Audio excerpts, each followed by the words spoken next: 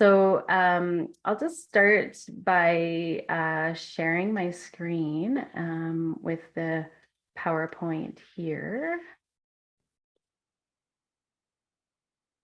So I wanted to give you the opportunity to be able to explore your vitality through hormones. And what I'm finding out there in the industry and in clinic is that there's a lot of women that are not getting the help that they need with the hormones and getting testing done, understanding what their hormones are doing. So this is my big passion, and I wanted to give you this presentation, as Clara had asked me to, be able to understand what your body is doing with the hormonal symptoms, how to be mindful of those symptoms, as well as improve your metabolism with optimal health, and having more nutritional bites of information that you can do and implement every day, and then have that vibrancy going through your next stages through life, whether that be through fertility or menopause, postmenopause.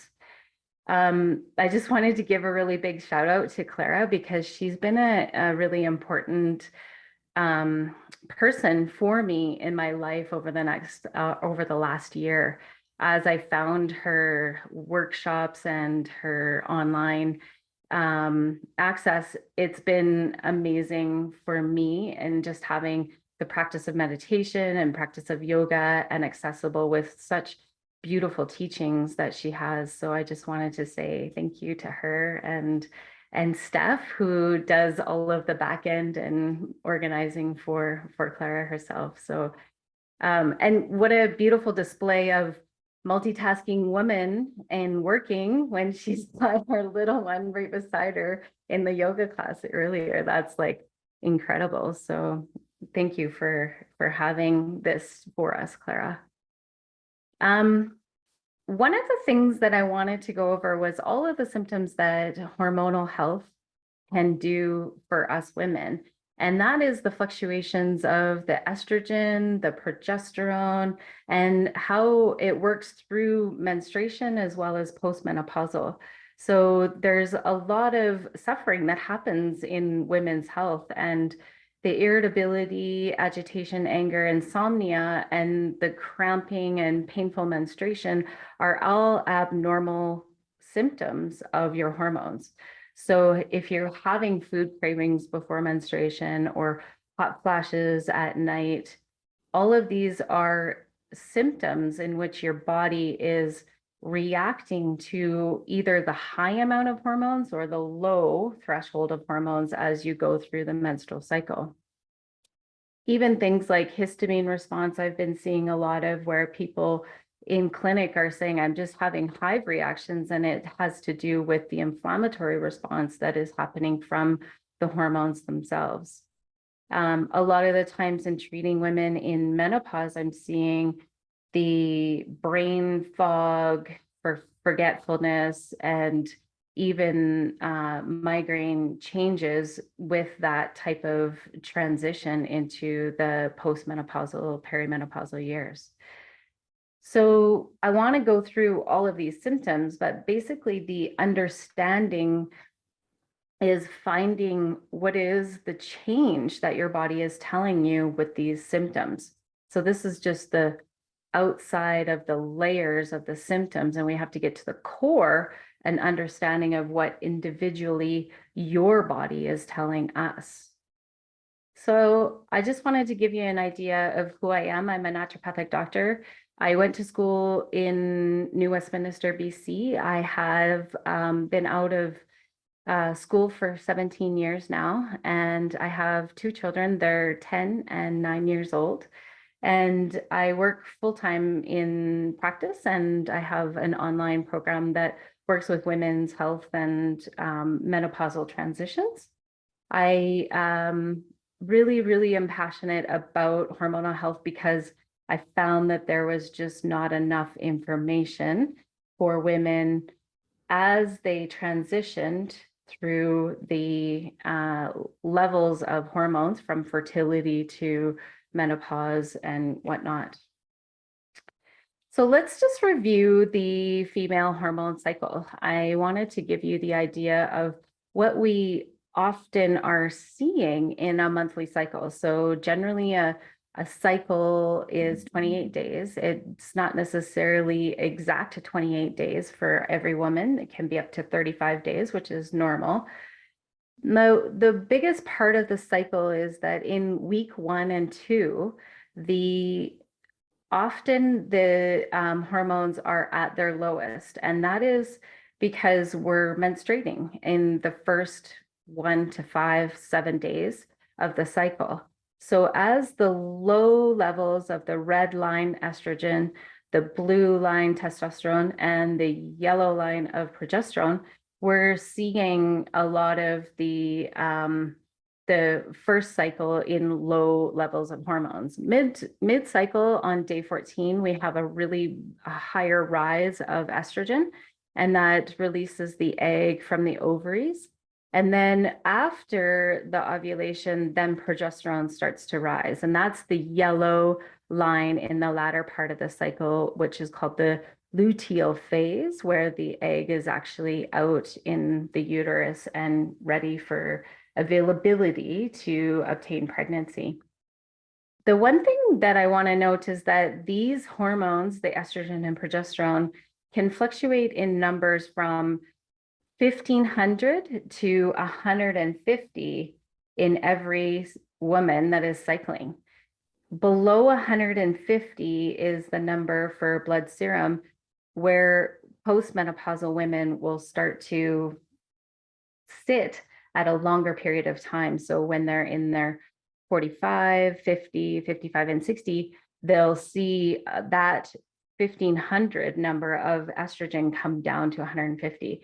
And this is often where those symptoms will come from. So depending on where you start with your estrogen and where you go to in menopause is often where we get those symptoms, where that withdrawal of the estrogen can wreak havoc, where we have the hot flashes and night sweats and brain fog. And so that transition has to happen a little bit more slowly, and supporting women in having that transition naturally with botanicals and nutrition can be very helpful with loading that extra estrogen in your body.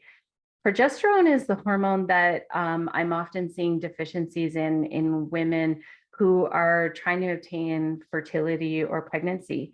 Progesterone actually maintains the fertilized egg in the first trimester of pregnancy.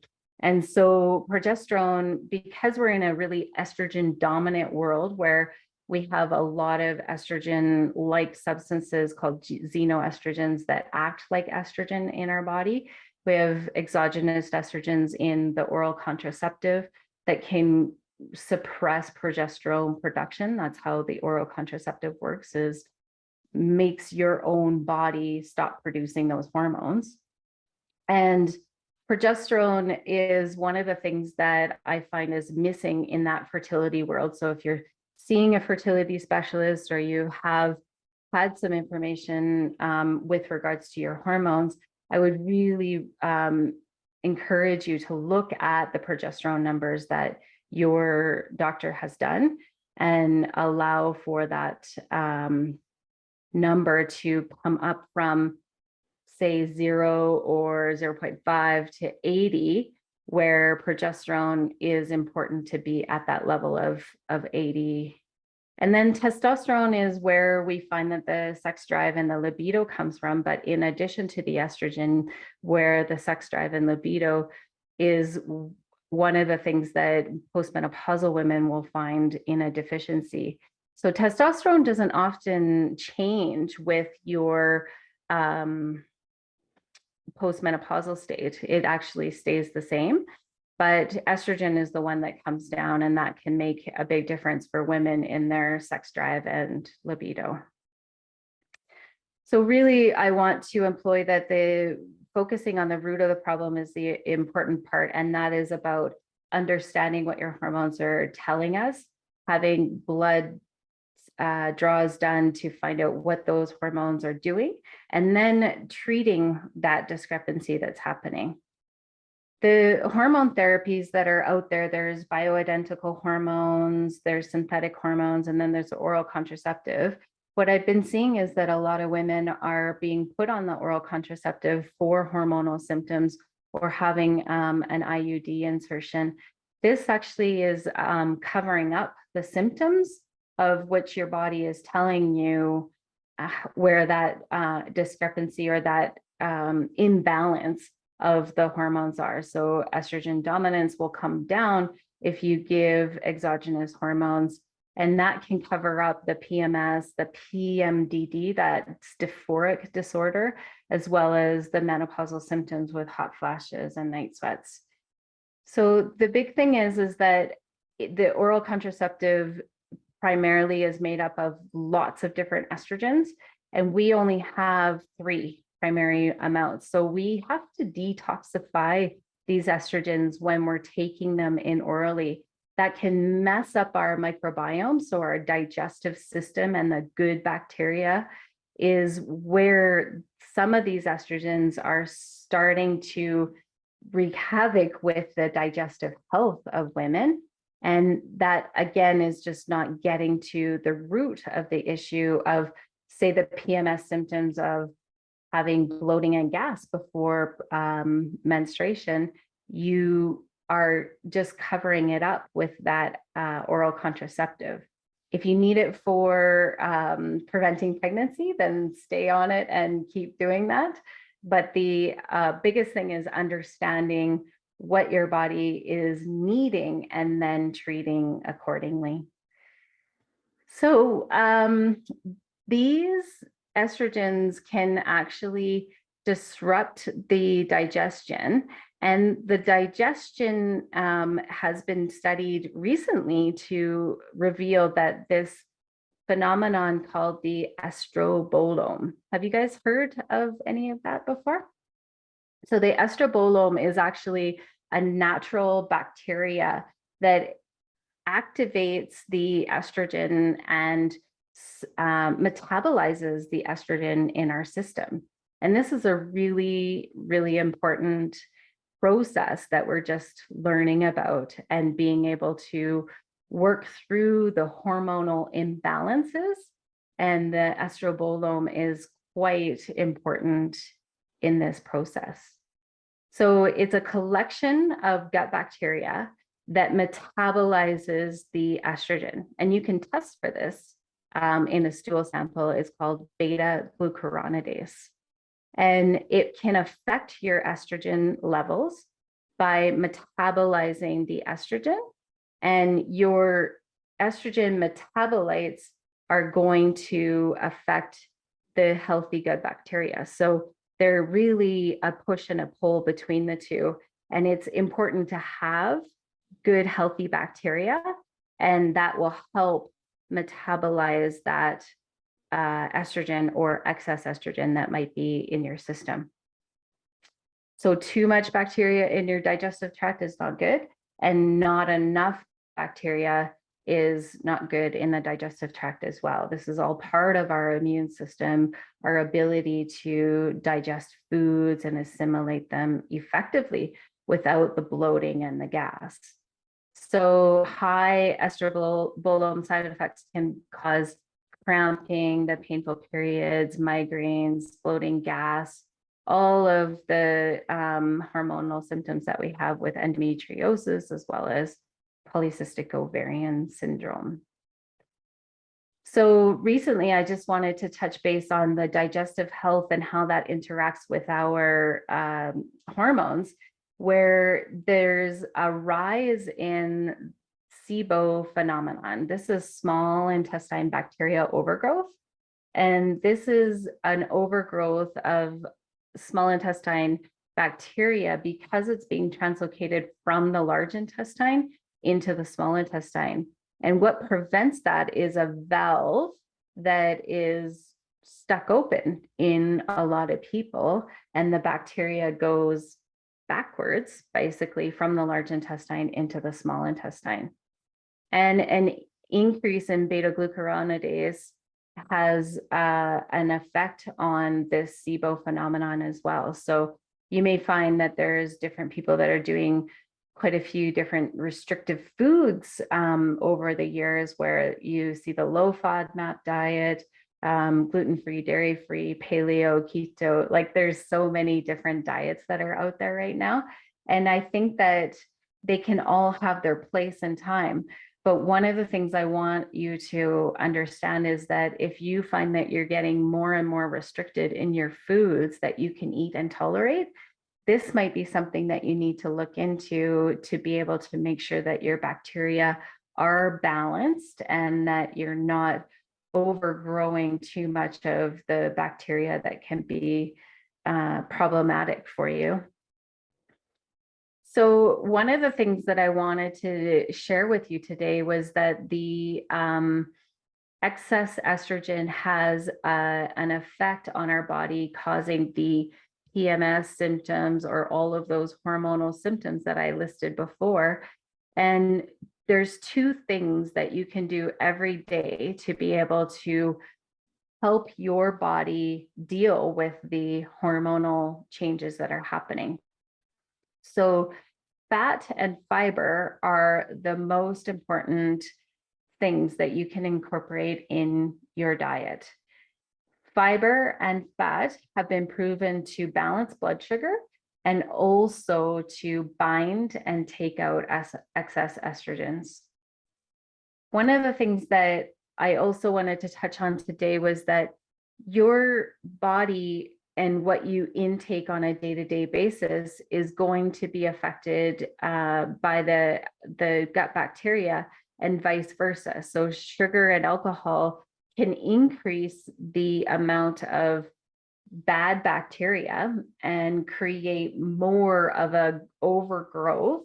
And then it has an effect on the estrobolome. Sorry, I have a hard time with that word. And the beta glucuronidase. So it can create that dysbiosis. So what happens with sugar and alcohol, sugar actually causes a candida or a yeast overgrowth. We have commensal bacteria and commensal yeast in our digestive system. And the yeast can overgrow when we have more sugar and more alcohol. And also the amounts of psychological stress or high cortisol, if we're on the go all the time, it can affect our digestive system. So rest and relaxation, sitting down for meals, not eating on the go, can also help bring those digestive enzymes to be able to decrease that bloating, gas, constipation, cramping. A lot of people that I see with anxiety have a lot of troubles digesting their foods because there's just no blood flow. There's no digestive enzymes to be able to help them digest their food. So sit down, eat 2-30 times before you swallow, all of those really important things. But also I wanted to touch on what is normal alcohol intake and how do we work with that in our social settings as well. So alcohol intake and women is really important to recognize. It has a huge risk factor in changing genetics for breast health, and it's directly linked to breast cancers. A low and moderate intake of alcohol is acceptable and won't increase the breast cancer rates in most individuals. If you do have a predisposition in your family, it can be a little bit different. But what happens is that there's an increase in the genetic predisposition, or it gives this a genetic environment for breast cancers to start to develop. And they're estrogen and progesterone responsive breast cancers. So what happens is that with the alcohol, it increases the estrogen and decreases that estrobolome to be able to reduce the estrogen circulating. And then that goes to the tissue of the ovaries and breasts to predispose a woman to that cancer growth. And I believe that cancer is all pluripotent in all of us. It's just how our immune system is being able to recognize and not recognize the cancer cells and get rid of them on a day-to-day basis. So heavy drinking is not recommended. That's 7 drinks plus per week or more than 7 drinks in one setting. And the serving of alcohol is 1.5 ounces of hard alcohol, 5 ounces of wine, or 8 to 10 ounces of beer. They say that the clearer the alcohol, the more healthy it is for the women. It's like a G&T or a vodka soda can be very much better for you. So if you're choosing what type of drink to have on a special occasion, then you can choose more of those hard alcohols. It's funny, I consult with women on what kind of alcohol to drink, and you would think that I would be like, no alcohol. But I feel like that if you're wanting to have some social and feeling relaxed and getting some dopamine to your brain, alcohol can be okay. It's not a really terrible thing, but in low amounts if you're tolerant of it. 2 things that you can do to be able to reduce the side effects of the alcohol is to take milk thistle. Milk thistle has silymarin and psyllium extracts that can increase the liver conversion of the alcohol. And then folate. Folate actually is deemed the prenatal vitamin that helps with the neural tube defects, blah, blah, blah. The neural tube defects in children as they're developed is prevented by folate. And folate is found really high in leafy green vegetables. So you can take a prenatal vitamin, even if you're not in that category of trying to get pregnant, or find a multivitamin that has some folate in it, and then take some milk thistle to clean up the excess alcohol after you've drank it. It is very important to note that alcohol can decrease the microbiome diversity, so it kills off that bacteria. And then it increases the risk of polycystic ovarian syndrome. That's the cysts on the ovaries that can sometimes burst and be very painful, as well as endometriosis, irritable bowel syndrome, irritable bowel disease. So that's a very important thing to recognize. If those are things that you're struggling with, try to reduce the amount of alcohol that you're intaking, and eat before you drink alcohol, and it'll bind to that alcohol so that you're not getting drunk and feeling too much of that effect of the alcohol. And then if you abstain from alcohol, this is a whole generation. I've seen that the women in their 20s and 30s are just non-drinkers, which I'm fascinated by, because there's so many different generations of acceptable alcohol intake and the sociability of it. I love to have sparkling water with blueberries floating on top in a wine glass as a treat, instead of partaking in wine or whatnot that's happening. So just a little tidbit for you there. So with the balancing of the hormones, essential fatty acids are one of the most important things that I want you to recognize and implement in your diet. And there's a really neat way of being able to balance the hormones in getting a better cycle. So if there's like a lack of cycle or a really long cycle, you can create a better balance in the hormones by implementing omega-3 fatty acids in the first 14 days of your cycle. So that's day 1 of bleeding to ovulation. And then omega-6 fatty acids in ovulation, so middle of the cycle, till the first day of bleeding. So omega-3 fatty acids are found in foods such as cold water fish, salmon, sardine, anchovies. And I gave you this website called seafoodwatch.org because my understanding is that there's a lot of contaminations in the ocean, and we want to be mindful of those fish that we're taking in to be able to make sure that our body isn't taking on those excess toxins as well, so heavy metals and whatnot. So Seafood Watch has a really good source of being able to get healthy fish. I would always say take in line caught fish, not net caught fish, and wild is also better than farmed fish. I also would like you to look at the idea behind the flax seeds and the pumpkin seeds being really high in omega-3s, and being able to implement those on a rotation schedule. So what we do with this seed cycling is have you increase the flax and pumpkin seed on days 1 to 14 of your cycle, and then set those flax seeds and pumpkin seeds aside and take in sesame seeds and sunflower seeds to be able to improve the omega-6 fatty acids on the day 14 to 28 of your cycle. And being able to rotate these, the cycle can actually restart with that.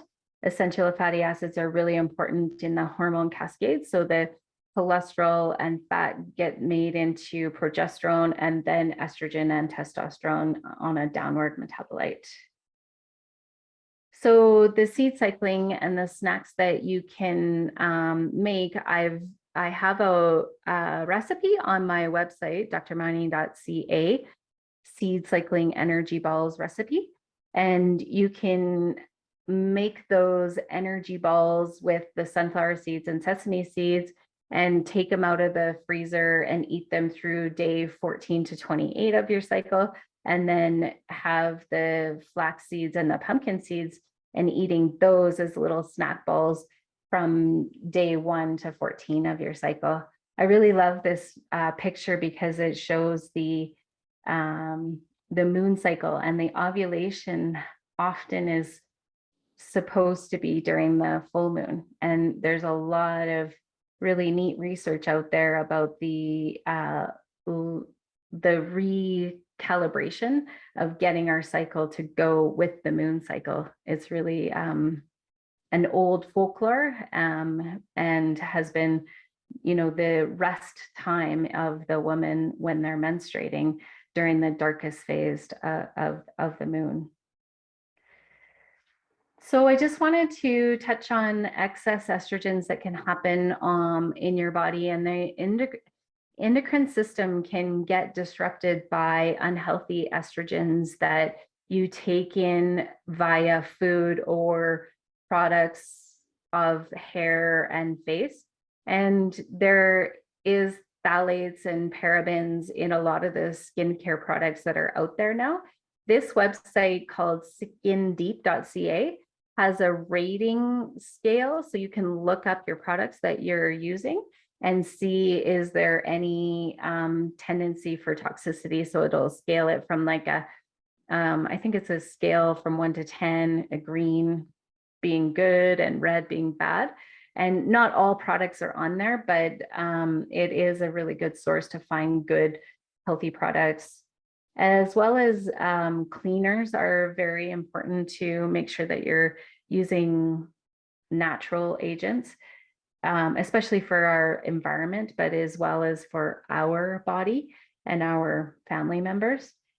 I use baking soda and vinegar for everything in my home. Baking soda works really good on toilets and tubs, and vinegar is activating agent to it. And then looking at the types of foods that you're taking in, organic foods and herbicide and pesticide free are always better. but I know that we can't always find 100% organic or herbicide and pesticide free. So I will often look at that list that's called the Dirty Dozen. And the Dirty Dozen list lists all of the foods that are highly sprayed and that you should definitely eat organic, like strawberries are on that list every year. So if you are going to buy strawberries, make sure that they are organic strawberries. And the Clean 15 list that you can look, you can just Google search it. The Clean 15 list is a list of foods that are clean and not often sprayed because they just don't need to in industry. Like potatoes and root vegetables are often a lot cleaner and don't have as much contamination on your foods.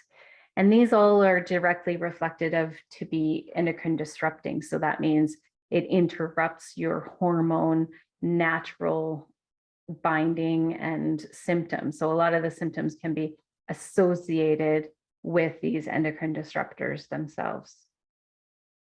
I just wanted to do a quick shout out to the women in menopause. I myself have gone through menopause, and it is a big transition for women. And what I'm seeing in clinic is that a lot of women in their 40s are transitioning earlier than what historically has been.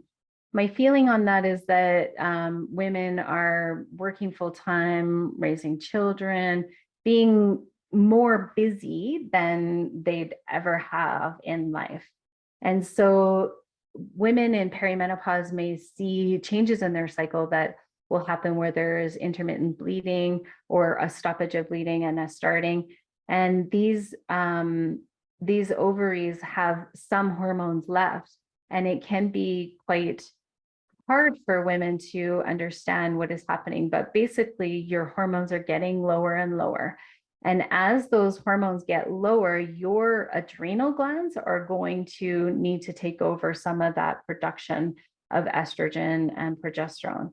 If you have taxed out your adrenal glands and you've had lots of stress in your life, it's going to be a harder transition because you're not going to have as much hormones being produced by the adrenal glands.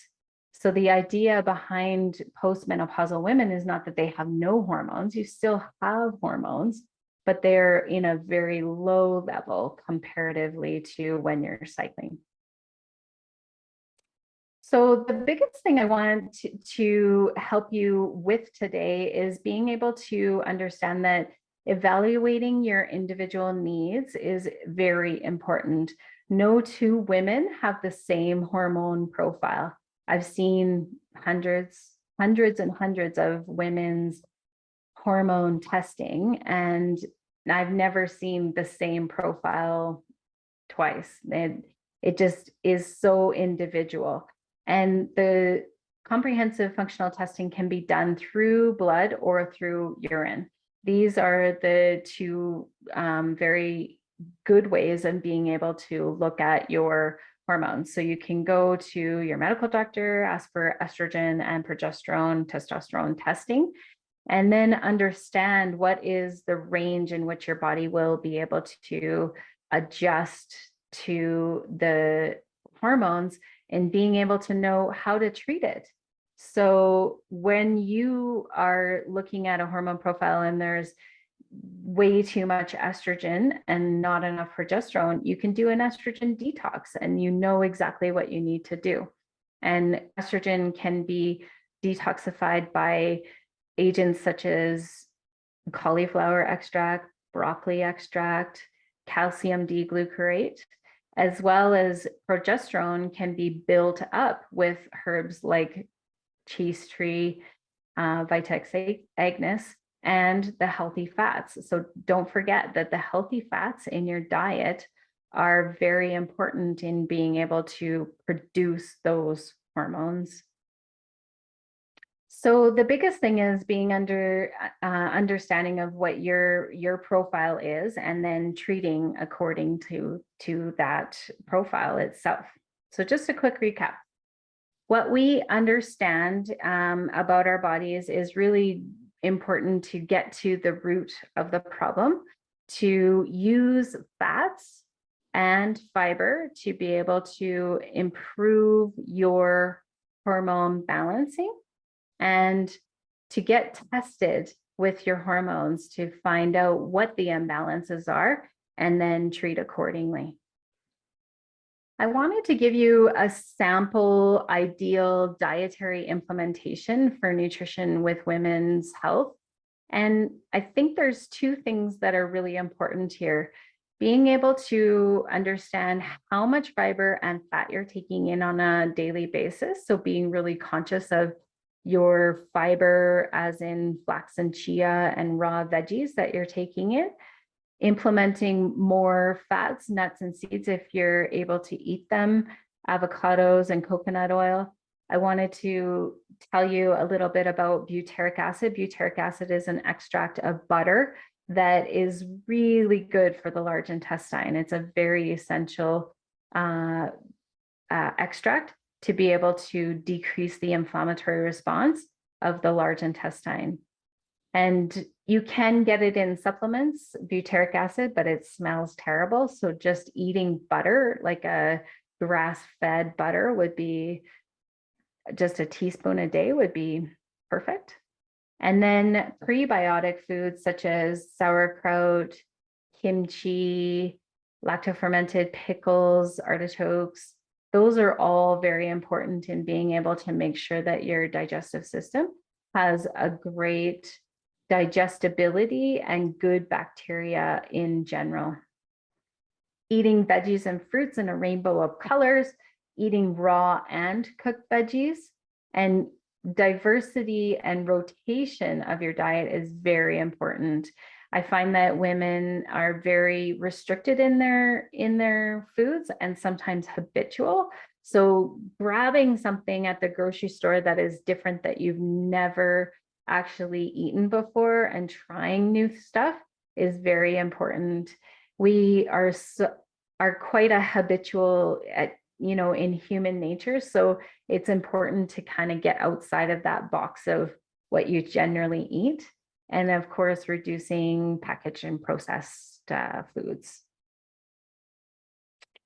I wanted to also chat about cortisol and stress. So cortisol, as I said before, can increase the inflammatory response in our digestive system, reduce the metabolism of estrogen and the balance of hormones. And I wanted to tell you about some of the really fun things that you can do to be able to reduce stress on a day-to-day basis. So yoga being great for stretching, flexibility, strength, range of motion is amazing. And typically a really good routine is to have 3 sessions of yoga per week to be able to implement that strength and stability. So bone density being really important in menopause and maintaining that range of motion. So doing those deep squats so you can get up off the ground and having that range of motion and strength for you into the healthy aging.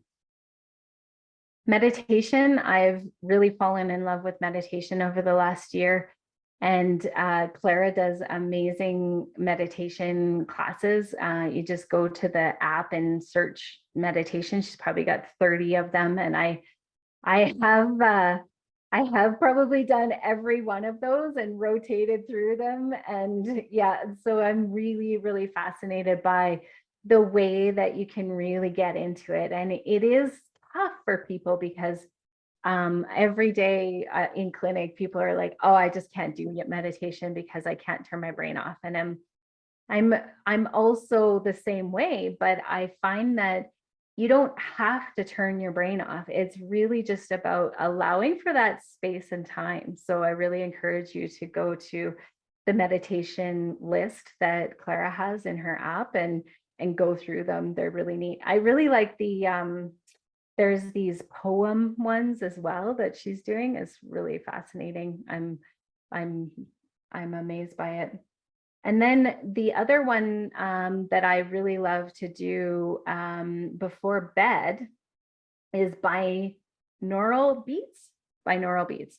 I always say it wrong, sorry. Binaural beats are this alternating sound in your ears that connect the brain. And when I first did the binaural beats, I did the meditation and it had this alternating beat sound. And I went to read something without my glasses, and I'm quite blind. I was like, wow, I can really, like, my brain was turned on, my vision was clearer. And so I'm really fascinated by this new, well, new to me, binaural beats. And I've been doing some meditations with Guru Singh, and he has binaural beat meditations that he's providing for free for everybody. So his name is Guru Singh, Guru Sighn. Yeah, I can link it to you guys if you want it. And so this is something that I would recommend as a 5 to 8 minute window each day. Like, you can do it. 8 minutes each day is not a lot of time in a 24 hours. So this is a really important part about bringing your cortisol down, reducing that stress, giving you the space and time to be able to really adapt to the stressors that are happening in life in general. Weightlifting is a very important thing in postmenopausal, and women who have lack of exercise will be more prone to diabetes, heart disease, obesity, and bone density issues postmenopausal. And weightlifting is a very important thing to integrate, even if you've never done it before. There's amazing sources online. I follow a lady named Carolyn Gervan, Girvan, Carolyn Gervan, and she has weightlifting programs that you can do, as well as doing the yoga that allows for your body strength and stability, with some of those hot and spicy classes that Clara's doing with the muscle recruitment of your core. Those are even just enough, not necessarily having to lift dumbbells or whatnot. Getting outside in nature, very important for us. We have such a tendency to be inside and be at our computers and working. It's okay to be part of that computer work on a day-to-day basis, but I encourage people every day, get out for a half an hour walk. I walk my dog for half an hour every morning, and it's such a glorious time for me to be able to just get that fresh air. It's very brisk in the morning here in Calgary. And then I love gardening, and gardening is good because it allows for the dirt to get underneath the fingernails, and the microbiome is translocated into the digestive health. They've done a lot of studies with children, and the more that they play outside, the better their microbiome is. And it's obvious that the same thing is going to happen with us as adults too. Getting into the dirt and working is going to help with your microbiome, as well as de-stressing as well. I wanted to tell you about Dr. Aviva Ram. She is a medical doctor that does a podcast, and she had a really great setting boundaries podcast that I just recently listened to. I think that a lot of the times women find it hard to say no, or find their words to be able to restrict and have boundaries.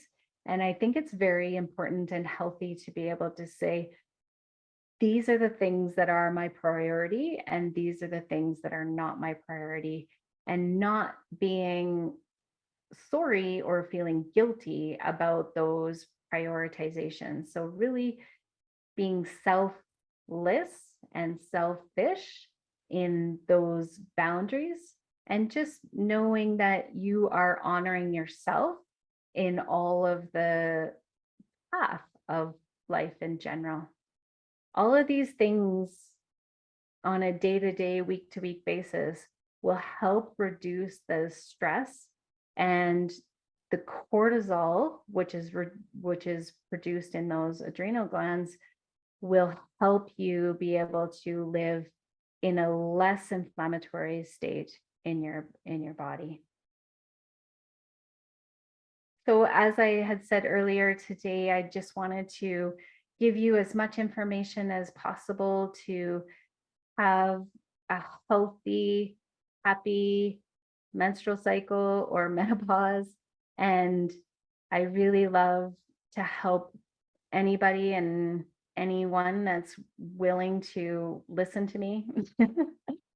So I'm happy to discuss any individual issues that you guys are having. I have a website where you could go to drmarnie.ca and just book an appointment for 15 minutes. It's free of charge. And I do this for everybody to just see if I can help, if I can guide you in the best way possible, what would be the best aspect for you to go to in order to unveil or understand what's happening in your body and optimize your health. And I just wanted to thank you for letting me be here and chat with you today. I'm of the greatest service to you and really, really want to give you all my knowledge. So let's open the platform for questions. Okay, we have one question in the chat from Teresa. Okay, so Teresa says, or Teresa, sorry, says, hi, I have a relatively easy menstrual cycle, no cramps, great, but it's very short, 25 days, and always has been. Any suggestions on how to lengthen it? That's a great question. I have seen this before in women, and it is possible that the latter part of the cycle, when you go from ovulation to the menstruation, is shorter, which is called that luteal phase cycle. And that is progesterone dominant. That part of the cycle has more progesterone production. So what could be happening is that there's not enough progesterone being risen in ideal levels, or that it's just a short amount of progesterone that gets produced at that time. Generally, what I'll do is I'll send women for testing during that time after ovulation. So day 16, 17, or 18 of your cycle, have progesterone tested in the bloodstream, and ideal levels at that time would be 60, 70, or 80 points. And if you're not seeing that number, sometimes women who are still cycling will have a 5.0 or a 0.5 number with progesterone. You can treat that progesterone deficiency and take some herbs, add the seed cycling to your day-to-day, where you're doing both the omega-3 and the omega-6s, but really focus on the omega-6s from ovulation till first day of menstruation to be able to improve that level of the progesterone. Does that make sense? Yes, that does make sense. Sorry, I came up here. Yeah, I've never had it tested or anything, but my mom also has it. When she was cycling, her periods were 21 days. Right. Yeah. Yeah. And it could be a genetic deficiency, or sometimes there's an estrogen dominance in the genetic predisposition. So you see, like, the breast cancers can be genetic predisposition. So the estrogen dominance is something that might be an issue as well. But just get the get it tested and see what the number is, and then try to elongate it. For fertility, often what I'll see is that shorter cycle doesn't allow for implantation of a fetus and being able to like, no. Not a thing. And also wasn't a thing for my mom. She had, 4 kids, Easy totally peasy. fine, no Okay. issues. I do not want children, so it's not about that. Yeah, yeah, yeah. There's no reason, if the menstruations are easy and there's no cramps, then there's no reason to concern yourself with the 25 days. Okay. Yeah. If there's no reason to concern myself, then I'm just going to leave it alone. All right. Thank you. You're welcome. So the next question was from Tessa. Tessa says, I have 2 periods a month nearly my whole menstruating life. I was on oral birth control for about 12 years and then off for 8. Now I have a progesterone only IUD and my period is very light, but still every 10 days or so. Oh, that's interesting.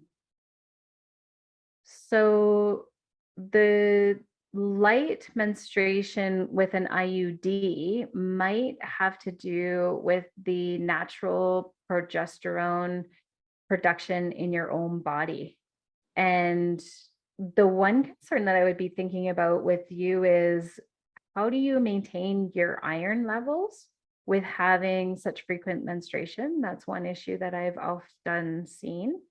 And then also progesterone in an IUD might not be strong enough to maintain the lack of bleeding. So being able to have a higher progesterone level stops the bleeding from happening. So again, I would probably ask you to get tested for progesterone and estrogen, and then decide what you'd like to do with those numbers and being able to understand how to treat that. Does that make sense? Yeah, that was sort of my suspicion, because this has obviously been something I'm 37, almost 38, that I've been dealing with for a long time. So it kind of leans towards my suspicions. I've never had my hormones tested. I do have my iron tested regularly, and it's always fine. And my periods now with the IUD are so light that I have very little bleeding. I still have cramps. I still have all the PMS symptoms, just twice as frequently as anyone would ever want them. So I do try to keep an eye on my iron, just because I know that can make those PMS symptoms worse. Mm-hmm. I would have been happy without being on birth control, because I don't want children or anything like that. It wasn't for that. I had very large ovarian cysts, which I don't have PCOS. I don't have endometriosis. I don't know why they occurred, but I had about a football removed from my ovaries in 2020. And they suggested the IUD as a form of controlling my cycle, so I would ovulate less, causing less cysts to produce every ovulation. And the IUD hasn't really been an issue, but it hasn't really controlled my ovulation. I'm still ovulating and cycling every 10 days. I might bleed for 2, and if I bleed, it's very, very little. But testing for progesterone and estrogen, I can definitely see if it's possible. Yeah. A lot of naturopaths in British Columbia can requisition that blood work, as well as medical doctors. And that can be a really good source at first.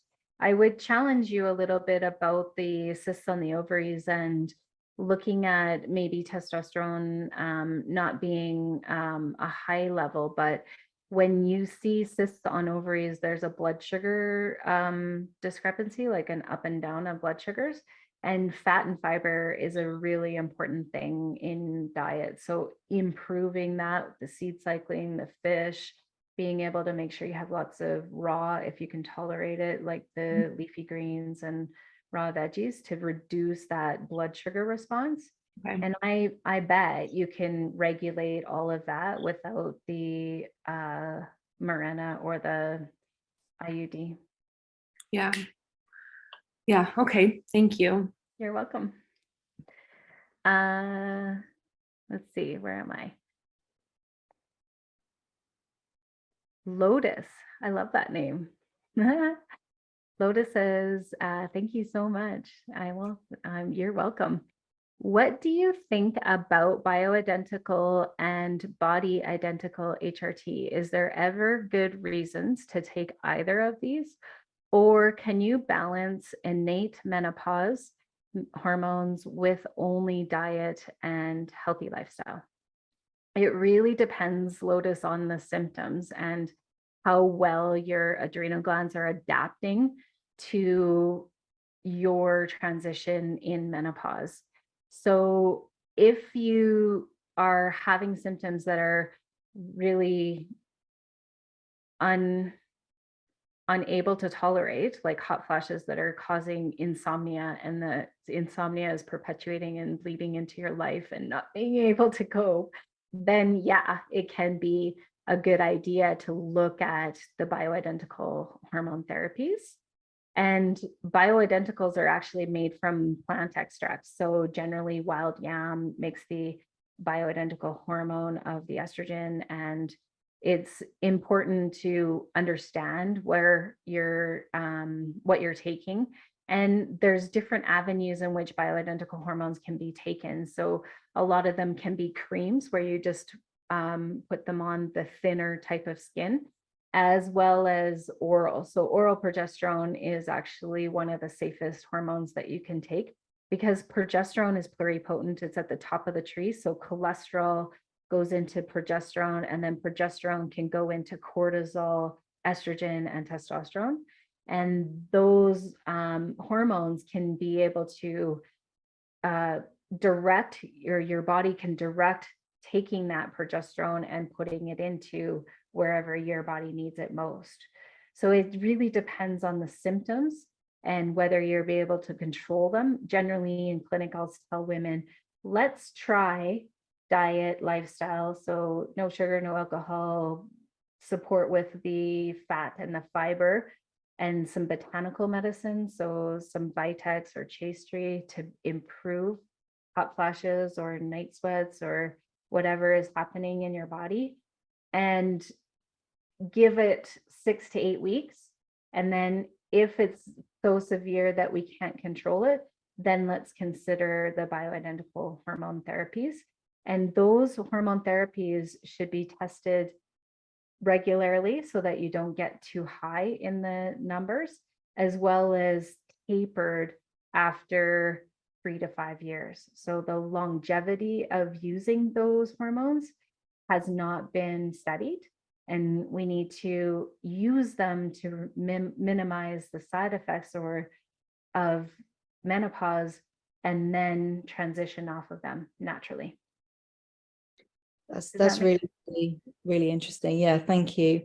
And the wild yams, I'm in the UK, so it's like trying to find out what these different HRTs are. Like the kind of medical advice here and in the UK is that don't go to these creams and stuff, which is kind of like my mum's generation took for menopause, like the Mexican wild yam. Yeah. But do you know the kind of the right, the right drugs or whatever, how is it being, given out now? What do you know the names of those and stuff like that? Because it's really hard to find out what's in these HRTs, because obviously they're protecting their patents and everything. Yeah. But if it's wild yam, then I would be happy to try taking it, but I just don't know whether it is wild yam or a synthetic, or how to find those things out. I use a drug database called RX List. In the UK, things are going to be a little bit different when the prescribing drug is a different name. So it might be, I'm happy to do a little bit of research for you. If you have a name for me of what they've offered you, I can let you know if that is bioidentical source. What you do is you look at where it's coming from, and if it's synthetic in made from pregnant horse mare urine, or if it's made from a botanical extract, ideally. Right. Yeah. And I know a functional medical doctor that's in the UK as well, so I can reach out to her for you and and put you in touch. She's very lovely. She'd be happy to help out. That is amazing. Thank you so much. It's been a really great talk. Thank you. Oh, you're welcome. You're welcome. Okay, so I have several more questions here. So we'll do Jen as the last one, Marnie, just because Okay, to respect perfect. everyone's time. Yeah, it's great. Yeah, for sure. Thank you. Jen says, my whole life menstruating has been very regular and clock-like.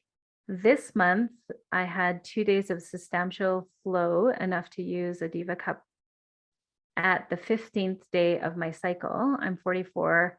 This is probably a sign of menopause or perimenopause starting.